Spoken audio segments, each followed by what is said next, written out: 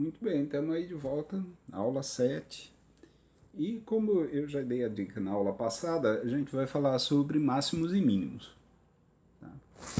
A ideia é a mesma do cálculo 1. O que acontecia lá no cálculo 1? Você estava procurando por máximos ou mínimos relativos, ou seja, pontos em que acontecia, né, um pico ou um vale. E aí, nesses pontos, você via que a reta tangente era paralela ao eixo x, ou seja, você tinha aqui f' de x igual a zero. Lembrando que isso não era suficiente para você dizer se tinha um ponto de máximo ou de mínimo. Podia ser ali um ponto de inflexão, uma mudança de concavidade. Tá? Poderia ser algo assim. Então, quando você calculasse aqui a tangente, ia dar inclinação zero, mas não é um ponto de máximo nem de mínimo. Então, o valor de x que torna isso aqui verdadeiro é um suspeito. Você vai investigar se esse é um ponto de máximo ou um ponto de mínimo ou um ponto de inflexão. Para as superfícies, para funções de duas variáveis, ocorre a mesma coisa. Você tem lá uma superfície e aí você está procurando por um ponto onde você tenha derivadas nulas ou onde você tenha um plano tangente paralelo ao plano XY. Tá? E aí, para que isso aconteça, você vai precisar que as derivadas parciais se anulem.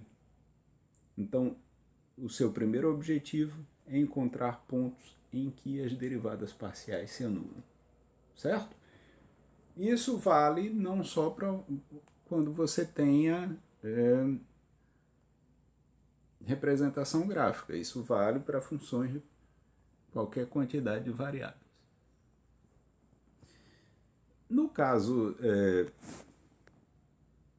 de funções de duas variáveis, você tem um equivalente ao ponto de inflexão, você também tem um ponto que não é nem máximo nem mínimo e ainda tem plano tangente paralelo ao eixo x. É o chamado ponto de Sela. Tá? Há certas funções que o gráfico dá uma superfície assim. Para um lado, você tem um ponto de máximo. Se você olhar aqui nessa direção, na direção saindo aqui da tela, a sua superfície está dobrando para baixo. Tá? O outro lado está pontilhado porque a gente não vê. Agora, se você vai na direção aqui, na direção paralela à tela, então você tem um ponto de mínimo. E essa superfície é parecida com a sela de cavalo. Por isso você diz que esse ponto aqui é um ponto de sela, que não é nem de máximo nem de mínimo. Então, por causa dele, você tem que tomar cuidado. Nem todo ponto que anula o gradiente ou anula as derivadas parciais é ponto de máximo ou ponto de mínimo. Tá? Então, vou partir para o exemplo. Pegue aqui função de duas variáveis, x4 menos 4x2 mais y2. E o que a gente vai fazer é procurar por máximos e mínimos. Então a primeiríssima coisa a se fazer é encontrar valores x e y que anula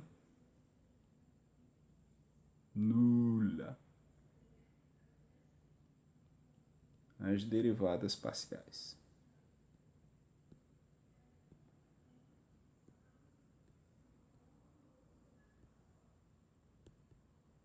Então, você vai encontrar um ponto que anula as derivadas parciais, um ponto com duas coordenadas, certo? Então, vamos nessa. Primeira coisa, calcular a derivada parcial com relação a x. Isso me dá 4x3 menos 8x. Derivada de y é zero, porque eu estou considerando como constante. E quero que isso seja zero. Vou ter derivada parcial com relação a y.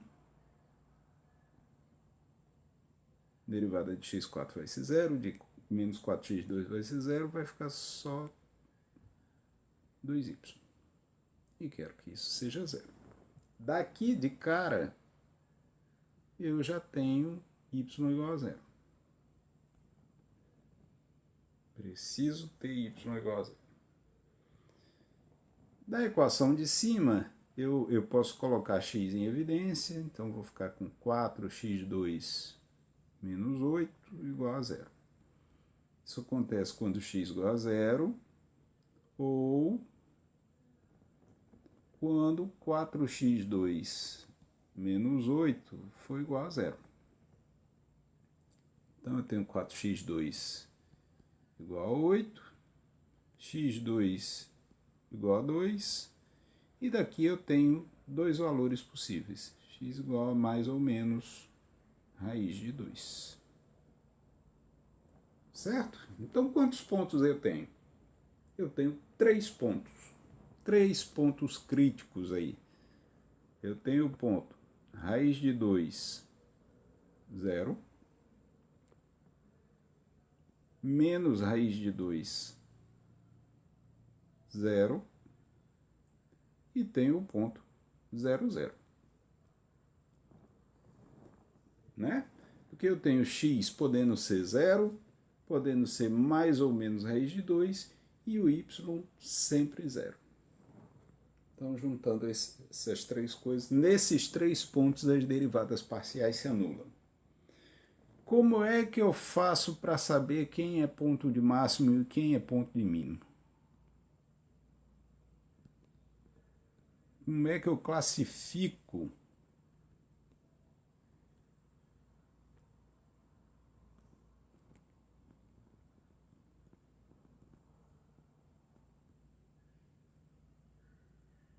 mínimo? Como é que eu classifico esses pontos? Lembra que a gente tinha teste da segunda derivada lá em cálculo 1. Aqui a gente tem um teste da segunda derivada também. Só que ele é ligeiramente mais longo. Então, teste da segunda derivada.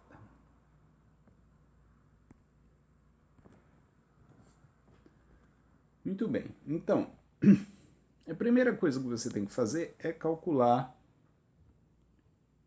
um valor que é chamada hessiana da função. Tá? Que valor é esse? É o fxx vezes o fyy menos fxy ao quadrado. Tudo isso aplicado no ponto. Opa, mas o que é isso aí? O que é f de xx? Então, você vai pegar a função f, calcula a derivada parcial com relação a x. Depois você calcula a derivada disso com relação a x de novo. Isso é f de xx. Certo? É a derivada parcial segunda com relação a x. O f de y é a mesma coisa. Você deriva com relação a y e de novo depois com relação a y. E esse outro aqui? Essa é uma novidade. Você pode derivar com relação a x e depois o que sobrou você deriva com relação a y. Tá? Então é uma derivada mista. Você deriva primeiro com relação a x e aí a segunda vez você vem e deriva com relação a y. Muito bem. Você vai precisar desse h e esse h vai te dizer o seguinte: se h for negativo, então isso significa dizer que trata-se de um ponto de Sela.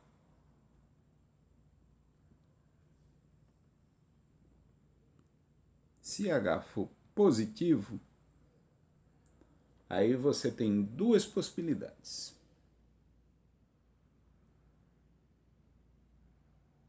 Você olha para fxx ou fyy, tanto faz.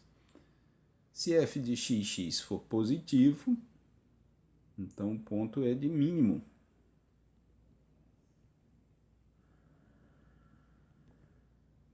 Se for negativo, então o ponto é máximo. Ok? Muito bem, então vamos aplicar esse teste da segunda derivada nos pontos lá. A função, como é que era? A função era essa aqui. X a quarta menos 4x2 mais y2. Então vamos voltar lá para baixo. Então eu tenho f de x, y igual a x a quarta menos 4x2 mais y2. Então a gente encontrou fx, 4x3 menos 8x e fy, 2y. Muito bem. Então fxx. Então eu vou pegar essa primeira aqui e derivar de novo com relação a x. Isso vai dar 12x2 menos 8. Fy dá 2. E eu pegar fx e fazer derivada parcial com relação a y, ora, o fx não tem nada de y, então tudo isso agora vai ser considerado como constante quando eu for derivar com relação a y. Então dá 0. Então como é que fica o h? O h aplicado a cada ponto, tá? Então eu vou pegar h de raiz de 2, 0. Opa.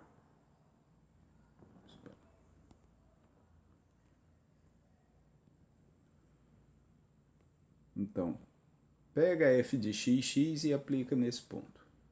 F de xx aplicado, se eu fizer x igual a raiz de 2 ao quadrado vai ficar 2. 2 vezes 12 dá 24. 24 menos 8 dá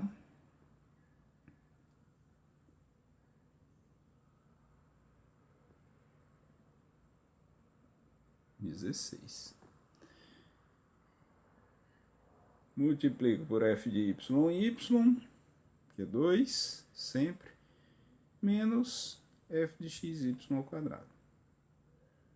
Isso é positivo. O que diz lá? Se é positivo, então eu tenho que olhar sinal de f de xx. F de xx é esse aqui, é positivo.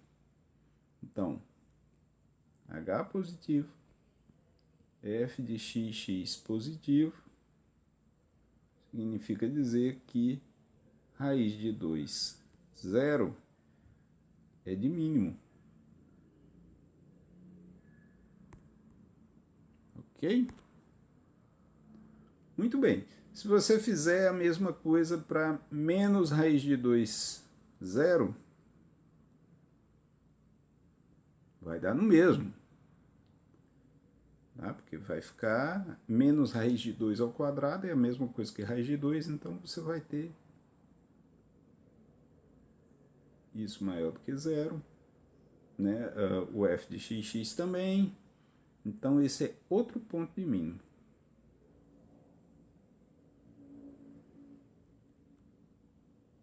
Então menos raiz de 2, 0, também é mínimo.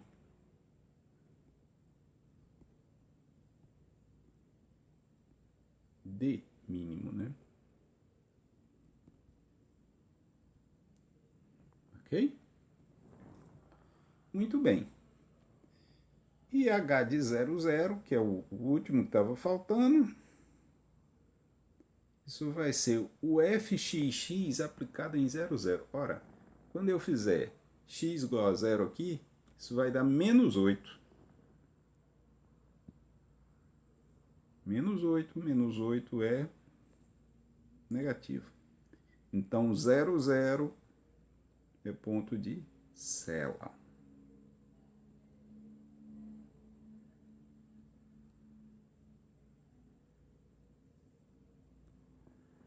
Ok? Esse é um ponto que não é máximo nem mínimo. Tá legal? Então, a gente encontrou 2 pontos de mínimo e um ponto de cela. Então, recapitulando. Primeiro, encontrar valores de x e y que anulam as derivadas parciais. Depois, aplicar o teste da segunda derivada. Tá ok? É isso aí. É o que eu tinha para dizer. Um abraço, gente. Até mais.